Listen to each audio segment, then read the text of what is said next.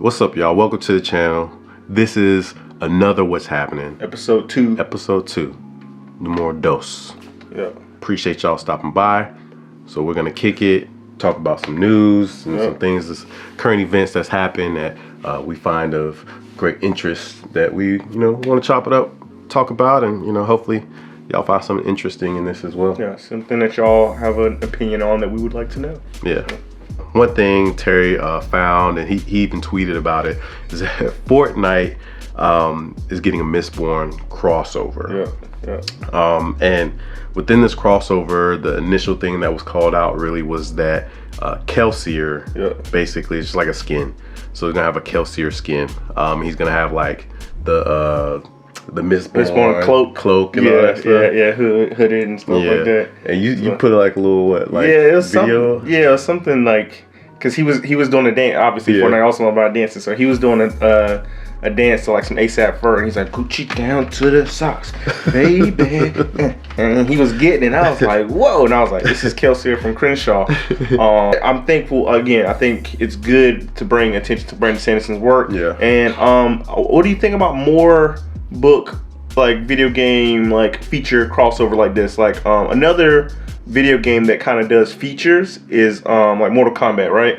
So they'll have like a Terminator feature. Oh, we got Rambo. Ooh, we got Alien from Predator movie. Like, what if in Mortal Kombat they had, I don't know, Geralt or something like that in there slinging the sword? And it's like, okay, cool, because I think he was in, not Tekken, Soul Calibur. Geralt was in Soul Calibur. Okay. So again, like, what if one of these famous book characters was another Fortnite skin or a feature in a Mortal Kombat? Like, it's all good, right? Because it brings attention to that author's work. Definitely, yeah. It's all welcome. Yes. I think it's all good for them. And to just get into other mediums other than like maybe getting a TV show or a movie. There's other ways out there to make money off of your product, off of what you wrote and blood, sweat, and tears into. So that's dope. Yeah. I'm excited for Brandon Sanderson. I think it's one step closer to the what we want from him. Either some sort of animated adaptation or TV show. Definitely something we want of his to be adapted. For sure. Next thing that's pretty jumping right now, Amazon again, Scrooge McDuck coins out here. They got the bucks and the billies.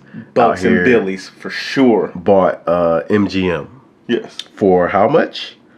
Let's see, $8.5 billion. So what are the biggest things under the MGM umbrella? So it says Bond is the 5th most valuable movie franchise of all time. Top 5. That's 24 films to date, grossing more than $7 billion, behind only the Marvel, Star Wars, Harry Potter, and Spider-Man films. And again, you see how all those are super spoken for. Here it is. And with a loyal global fan base, films can be relied to bring in about $1 billion at the global box office. Yeah, easy. So, and again, the other top 4 are Disney related, or I think Warner Brothers has one. And so this puts Amazon in that, again, to compete with Disney and Netflix when it comes to putting out the hits. I mean, and everyone's writing about James Bond, and I know they have more. I can't find an article that specifically calls it out.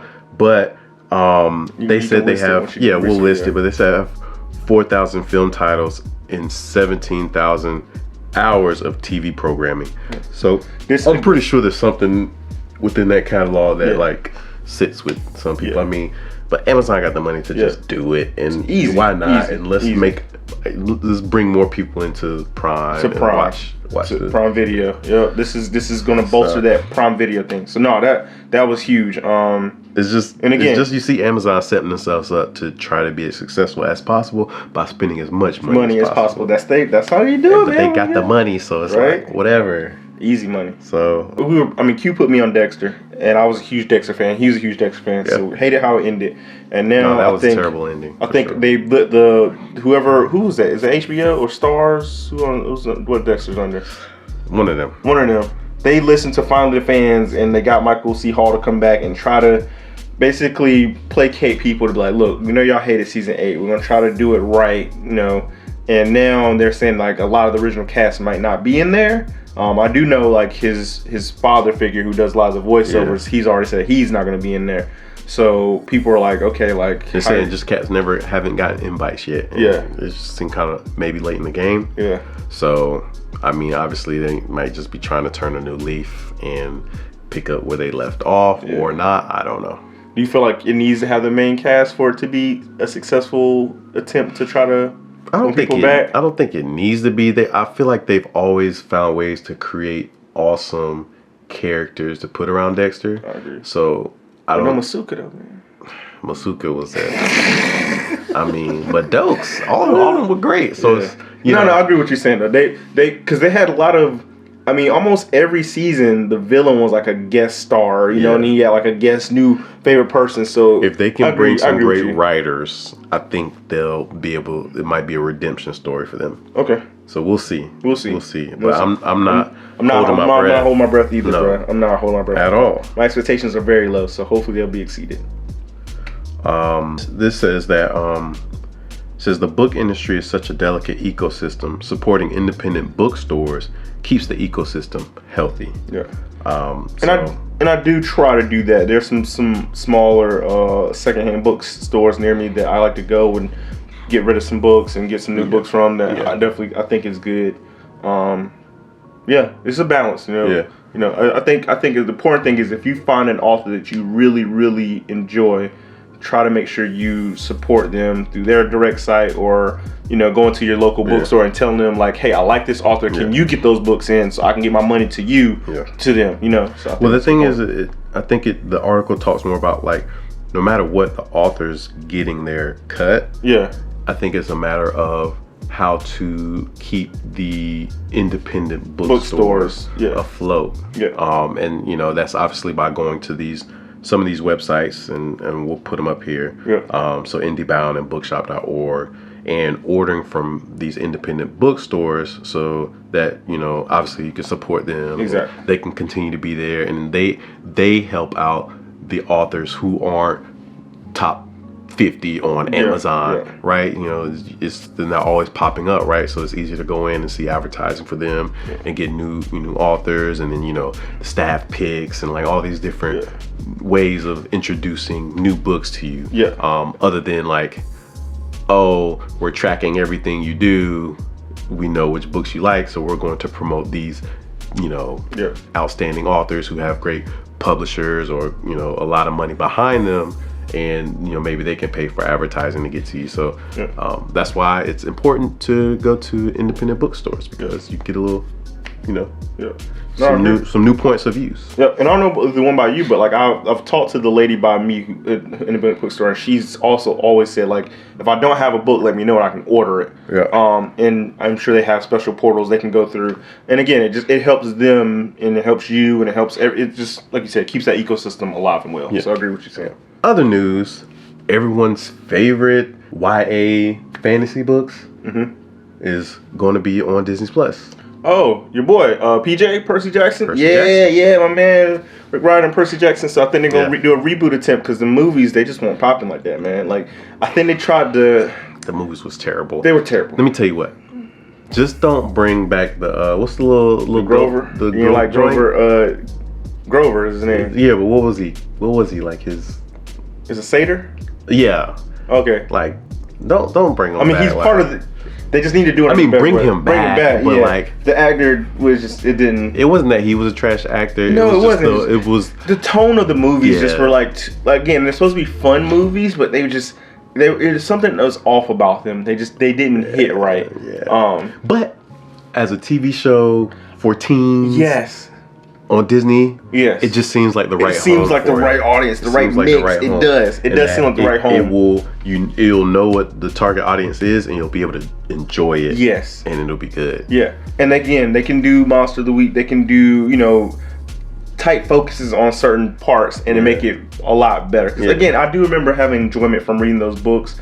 Because they go to like a little camp, right? They go to a camp. So, I mean, the camp could be a whole season or 2 or 3. Like there's so many different things that you can focus on in this world. That you'll have several seasons. And Disney has the budget to any of the special effects they need to make them do very well. Exactly. I mean, it just fits. Percy Jackson animated show on Disney Plus fits. So I'm excited about that. I think that's something I would definitely tune into. Wait, it's gonna be animated? No, not cartoon animated, but gotcha. Produced. I should say produced by Disney on Disney Plus is gonna be a good fit. Yeah, like that. Let me know if y'all like that as well. For sure. The Quiet Place Part 2 is finally going to be released soon. You were a big fan of Quiet Place Part 1. You didn't like Quiet Place Part 1? I thought it was okay, but you what really did you liked like? it. What was just okay about it? No, I the just, ending was bad, or like what? Just because. Why are you attacking me, bro? Because I know, like, if what you attack? I just said I thought it was okay. It'd be. What was okay about it? Like, I mean, it's so long ago, you probably don't remember. But. Yeah, I just remember thinking it was okay. Like the premise of it was cool, you know, quiet and crazy monsters eating and destroying people. Yeah. I mean, I just thought it was okay. It was cool. Like, you know, all right. But I just remember you really liked it. Yeah, I enjoyed it. Why did you really enjoy it? I thought the idea of just it was like almost like a silent film, right? But like with the horror, too. I do like that premise. I agree with you. Yeah. And then, I mean, I don't think there was one actor or actress or anyone in the movie that I was just like, oh, they should have found somebody else to do that. Like, it was just all kind of lined up really well. Yeah. So you hyped for Quiet Place Part 2? Yeah, I think it's gonna be good. I look forward to watching it. I really enjoyed the first one. I hope the second one's gonna be really good.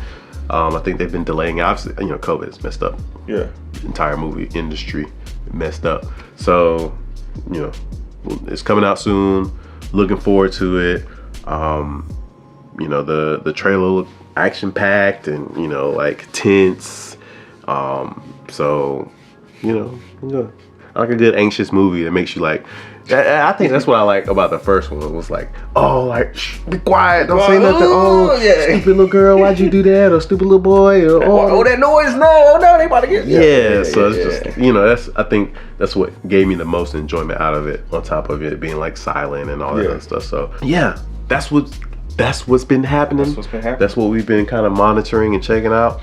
Let us know your thoughts on the latest and greatest. Appreciate y'all stopping by, hollering at your boys, coming to hang out with us.